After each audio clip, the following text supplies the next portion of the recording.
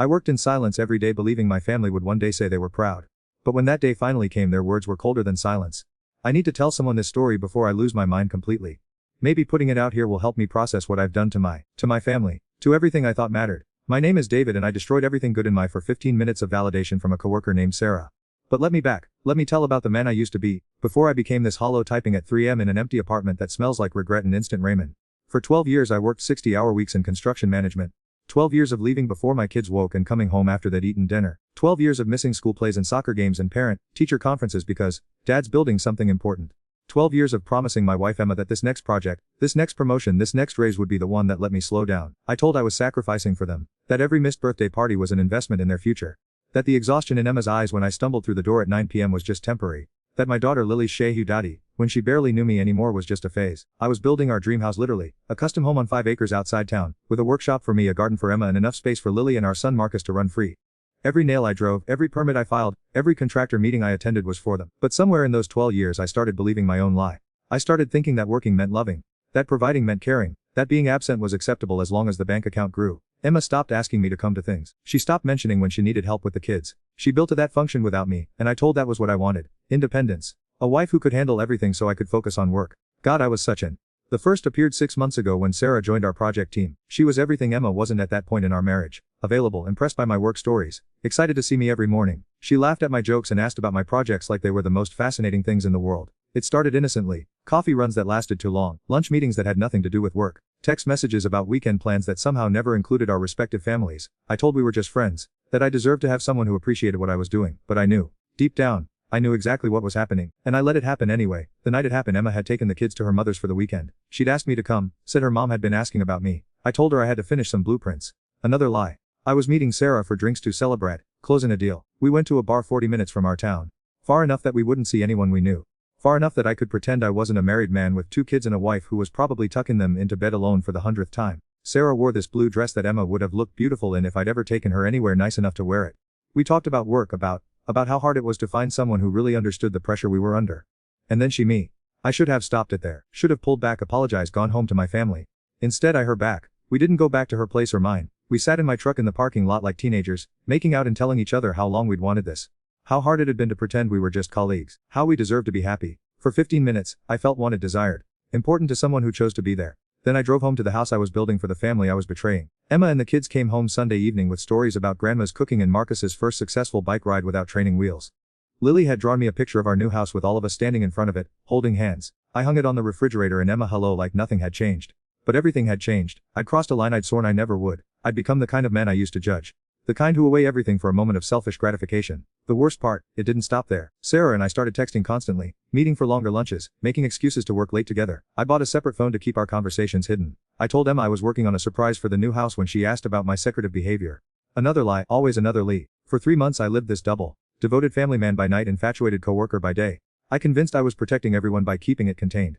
That what Emma didn't know couldn't hurt. That I could have both lives without consequences. I should have known better. I'd built enough houses to know that when compromise the foundation, everything eventually comes down. The end came on a Tuesday in November. I was supposed to pick Lily from soccer practice, but Sarah texted saying she was having a crisis at work. I chose Sarah. Emma had to leave Marcus at daycare and rush to get Lily, who was the last kid waiting in the parking lot with her coach. When I finally got home at 8 p.m., spinning some story about a client emergency, Emma was putting the kids to bed alone. Daddy, where were? Lily asked when I went to say goodnight. Coach said we're supposed to get me. I made another lie. Told her Daddy had to help someone at work. That I was sorry and would make it to her. She nodded like she always did. Like she was used to Daddy's broken promises. That's when I saw it. The resignation in my 7-year-old daughter's eyes. The way she accepted my excuses because she'd learned not to expect better from me. I went downstairs and found Emma in the kitchen, meal prepping for the week because I was never around to help with morning routines anymore. We need to talk, she said without looking from her board. My went cold. About what? About whoever she is. The words hit me like a physical. Oh Emma, I don't know what. Her voice was quiet, tired. I've been married to for 10 years. I know when her lying. I stood there in the kitchen of our rental house, surrounded by boxes packed for the move to our dream home, and realized my marriage was over. She didn't scream or throw things or demand details. She just looked at me with the saddest expression I'd ever seen and said, I need to leave. Let me explain. There's nothing to explain. Mesa been making it for months. It's not what think. That's exactly what I think. And it doesn't matter if slept with her, or just emotionally betrayed our entire family. The result is the same. I tried to argue, to minimize, to make promises I should have made months earlier. But Emma was done listening. I'll stay at my sister's tonight, she said, gathering her keys. I need time to figure out how to tell the children their father chose someone else over them. Those words shattered something inside me. Because that's exactly what I'd done, wasn't it? I'd chosen 15 minutes of feeling special over 10 years of marriage and 2 kids who deserved a father who showed. After Emma left, I sat in that half-packed house and realized what I'd lost. Not just my wife but my children's trust, my integrity, my future. I'd spent 12 years building toward this moment when we'd finally have everything we'd worked for. The house, the stability that we'd planned. Instead, I'd torn it all down for a coworker who stopped texting me back the day Emma found out. That was 3 months ago. Today Emma filed for divorce. Tomorrow I have to explain to Lily and Marcus why Daddy won't be living in the new house with them. I worked in silence every day believing my family would one day say they were proud. But when that day finally came, their words were colder than silence. Chapter 2 coming. If anyone wants to hear how much worse it gets, you guys asked for an update. I could tell it gets better. I could say I learned my lesson and fought for my family.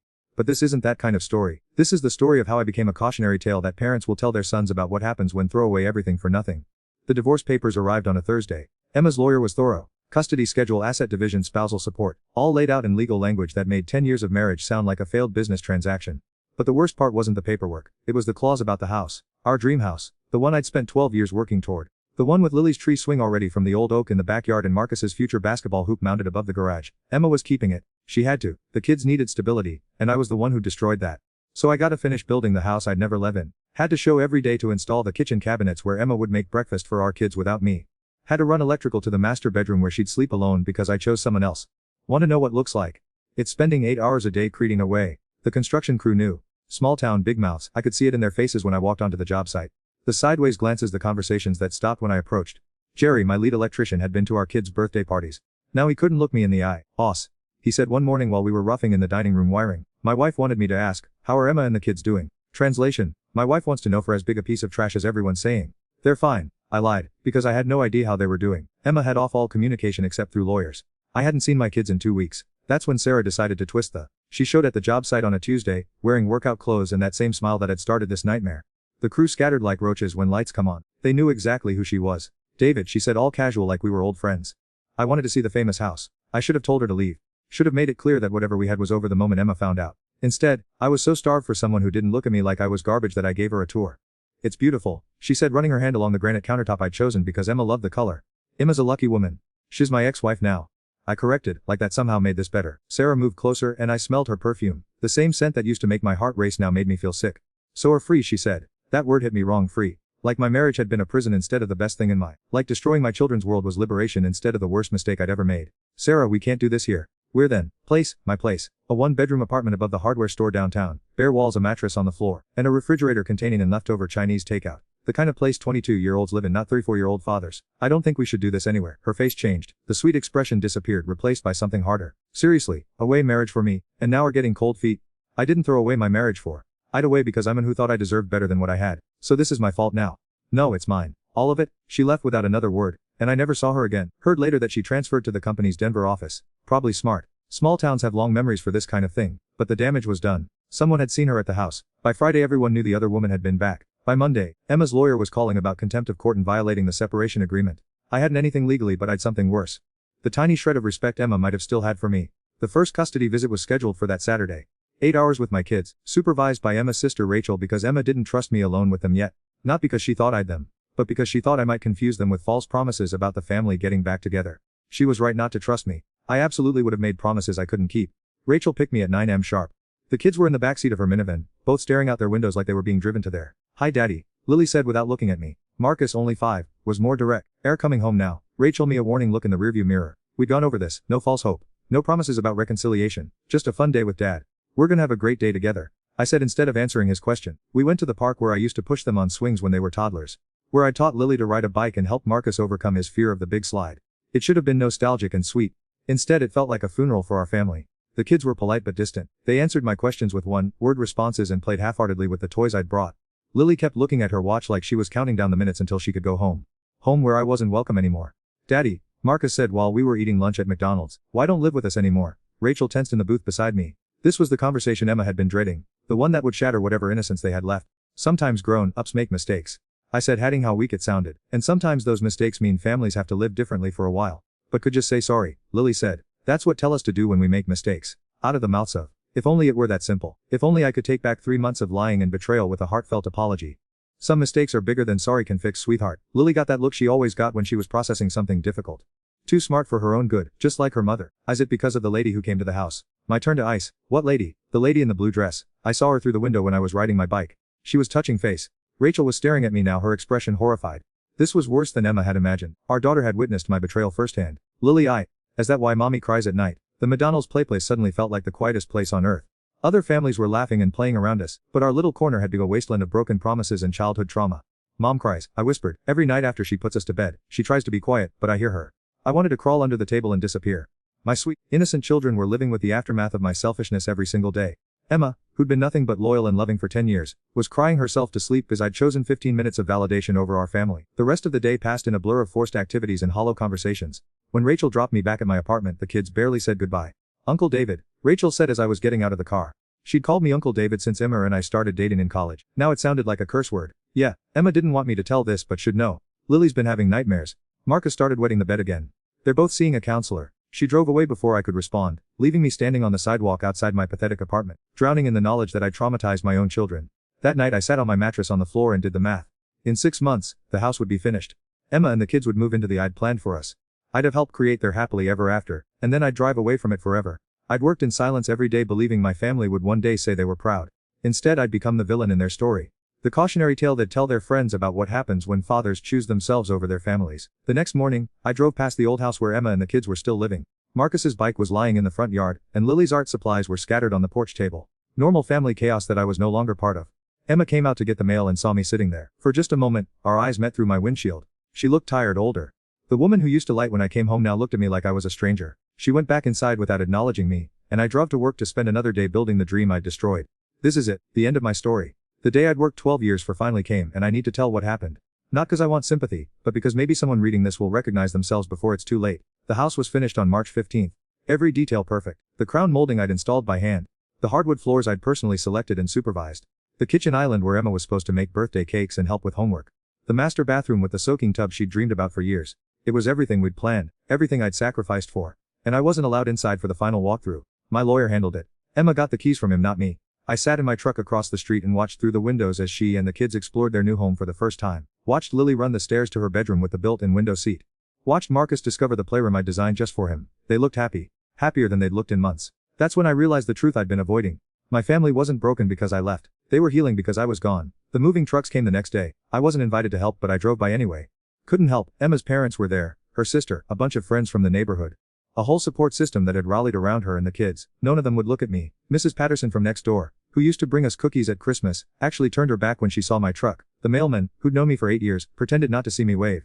I'd become a ghost in my own town. The divorce was finalized 3 weeks later. No contest. I signed everything Emma wanted because what was the point of fighting? I'd already lost everything that mattered. Custody was set at every other weekend and Wednesday evenings, standard for the non-custodial parent. A phrase that made me sound like a criminal instead of a father. But even that felt too generous. The kids were polite during our visits but distant. Lily had stopped drawing pictures for me. Marcus had stopped asking when I was coming home. They were adjusting to without me, and they were doing fine. Better than fine actually. Emma had enrolled them in activities I'd never made time for. Lily joined the drama club and discovered she loved performing. Marcus started taking swimming lessons and turned out to be a natural. They had schedules and routines and a mother who was present for every moment. Everything I should have been doing for 12 years, Emma was doing now. Alone. The first real gut punch came in May. Lily had her spring play and I wasn't invited. Found out about it when I saw the program someone had left in the coffee shop. There was my daughter's name in the cast list, and I'd missed her debut. I called Emma, broke the communication rule for the first time since the divorce. Why didn't tell me about the play? Because she didn't want there. The words hit like a physical. She's 7 years old. She doesn't get to make that decision. She does when she says having there makes her nervous. When she's afraid I'll leave in the middle like did with soccer practice. I had no answer for that. Because she was right. I had left her at soccer practice. I'd chosen Sarah over my daughter, and now my daughter was choosing her peace over having me in the audience. David, Emma said, and her voice was gentler than I deserved. She's doing really well, they both are. Please don't mess that. She hung and I sat in my apartment wondering how I'd become the father my children needed protection from. Summer came and went. My custody weekends became exercises in awkward silence. We'd go to movies, miniature golf, restaurants where other families laughed and talked while my kids counted minutes until they could go home. I tried everything. Bought them expensive toys they didn't want. Planned elaborate outings they endured politely. Made promises about future adventures they'd learned not to believe. Nothing worked. I was a stranger to my own children. Then came the call that changed everything. It was a Tuesday in September when Emma's lawyer contacted me. There had been an incident at school. A boy in Lily's class had been talking about divorce, saying cruel things about kids whose parents split. Lily had punched him. My quiet, sweet, artistic daughter had gotten into a physical defending herself against taunts about her broken family. Emma thinks it would be good if talked to her. The lawyer said. Help her understand that the divorce wasn't her fault. I drove to the school, my hands shaking on the steering wheel. When was the last time Emma had asked for my help with anything? When was the last time she trusted me with our daughter's emotional well-being? I found Lily sitting in the principal's office, her knuckles scraped, her eyes red from crying. She looked when I walked in, and for a moment, I saw the little girl who used to run to me when I came home from work. Daddy, sweetheart, I heard had a tough day. She nodded, fresh tears spilling over. Tommy said kids from broken homes are messed. He said that's why I'm weird at school now. My heart shattered into a million pieces. This was what my choices had done. Not just broken my marriage, but made my innocent daughter good for cruel children who'd learned adult words they didn't understand. Lily, look at me. I knelt down in front of her chair. The divorce was not fault. Not yours, not Marcus's. It was my fault. I made bad choices and I'm the one who broke our family. But why, Daddy, why did choose that lady over us? The question I'd been dreading for months. The one that didn't have an answer that would make sense to a 7-year-old. The one that barely made sense to me. I didn't choose her over. I chose to be selfish over being a good husband and father. I thought I deserved something I didn't have and I was wrong. So wrong. To miss us, every single day. Every single minute. Then why don't come home? And there it was. The question that broke me completely. Because how to explain to a child that some mistakes can't be undone. That some bridges once burned can't be rebuilt. Because mommy doesn't trust me anymore. And she shouldn't. I broke my promises to her and to Marcus. Good parents keep their promises. Lily was quiet for a long time. Then she said something that I'll remember for the rest of my. Ms. Anderson says when break something important have to work really hard to earn trust back. Maybe if keep being good for a long time, mommy will trust again. The hope in her voice was devastating. Because I knew what she didn't. Some things stay broken forever. The school suspended Lily for fighting, but Emma and I both knew the real problem wasn't her behavior. It was the situation we'd put her in. The whispers and questions and adult drama that had invaded her childhood. That night Emma called me directly for the first time since the divorce. She's struggling, she said without preamble. Both kids are. The counselor says they need stability, consistency. They need to know what their looks like going forward. What are saying? I'm saying I think we should limit visits for a while. Let them settle into their routine without the back and forth. My world collapsed. Emma, no. Please, they're all I have left. They're not possessions, David. They're children who deserve peace. And right now, seeing twice a week is keeping their wounds open. I'll do better. I'll be more consistent more. Had 12 years to be consistent. Chose work over them. Then chose another woman over them. Why should they believe this time is different? I had no answer. Because she was right. I'd proven over and over that I couldn't be trusted to put my children first. How long? I whispered. 6 months. Then we'll reevaluate. 6 months without seeing my kids. 6 months of wondering if they'd forget me completely. 6 months of living with the knowledge that my family was better off without me. I hung and destroyed my apartment. Everything that wasn't nailed down. Punched walls until my knuckles bled. Screamed until my voice gave out. When the rage finally burned itself out, I was left with the silence. The absolute crushing silence of emptied of everything that mattered. But the worst was still coming. 3 months into my exile from my children's lives, I got a call from my old foreman. There was a problem at Emma's house. The electrical system I'd personally overseen was having issues. Would I come take a look? Professional pride made me say yes. It was my work, my responsibility. If there was a problem, I needed to fix it. I drove to the house I'd built but never lived in. The lawn was perfectly maintained. Emma's garden was thriving and there were chalk drawings on the driveway from my kids. It looked like a home. The kind of warm, welcoming place I'd always imagined when I was working late nights and missing bedtime stories. Emma answered the door looking tired but healthier than she had during our marriage. Less stressed, more at peace. Thank for coming, she said formally. The problem is in Lily's room. I followed her upstairs, past family photos that had been cropped to remove me, past Marcus's artwork on the walls, past that they'd built without me. Lily's room was exactly what we'd planned. Purple walls, white furniture, the window seat overlooking the backyard. But something was wrong with the overhead light. Flickering, probably a loose connection. I climbed on a chair to check the fixture, and that's when I saw it. Tucked into the space above the light box was a folded piece of paper. A letter. I pulled it out without thinking and Emma's sharp intake of breath told me she knew what it was. David, don't. But I was already unfolding it, already reading the childish handwriting that broke my heart. Dear Daddy, I hope find this someday when come to fix something in my room. I hid it here cause I want to know something important. I know made mistakes and that's why can't live with us anymore. I know mommy is sad and that's fault. I know I'm supposed to be mad at. But I'm not mad. I'm just sad. I miss reading me stories. I miss teaching me about tools and building things. I miss being proud of my drawings. Mommy says love work more than us. But I don't think that's true. I think loved us but forgot how to show it. I think got lost. I hope someday find way back. Not to live with us cause I know that can't happen. But find way back to being the daddy who used to make me laugh. I love even though broke our family. I will always love. Daughter. Lily P.S. Marcus misses too but he's too little to understand why I had to go away. Please don't forget about us. I sat down Lily's bed, the letter shaking in my hands. Emma was crying silently in the doorway. When did she write this? I whispered. The day after we moved in. She asked me to help her spell some words. Let her write this. I thought if she got her feelings out, it might help her heal. I looked around the room. At the books I'd never read to her in this space. At the desk where she'd do homework I'd never help with. At the window where she'd look out at the yard I'd landscape but would never play in with her. She's proud of me. I said, the words tasting like ash in my mouth. Emma nodded. She loves the house. Both kids do. They brag to their friends about how their daddy built it just for them. And there it was. The moment I'd worked 12 years for. The day my family finally said they were proud of me. But their words weren't warm with admiration. They were cold with loss. Proud of what I'd built, devastated by what I'd destroyed. Grateful for the house. Heartbroken by the man who created it and then abandoned them. I fixed the light in silence while Emma waited in the hallway. When I was done, I folded Lily's letter carefully and put it in my wallet. Tell them I love them, I said as Emma walked me to the door. I do. Every day. Tell them I do that too. I drove back to my empty apartment and sat on my mattress on the floor, reading my daughter's letter over and over until the words blurred together. That night I started writing my own letter. Not to my family, but to anyone who might be reading this, anyone who thinks they can have it all. Anyone who believes they deserve more than what they have. Anyone who's looking at someone else and thinking the grass might be greener. Let me save the trip to the other side. It's not greener. It's scorched earth. It's the wasteland create when down everything good and for something that was never real to begin with.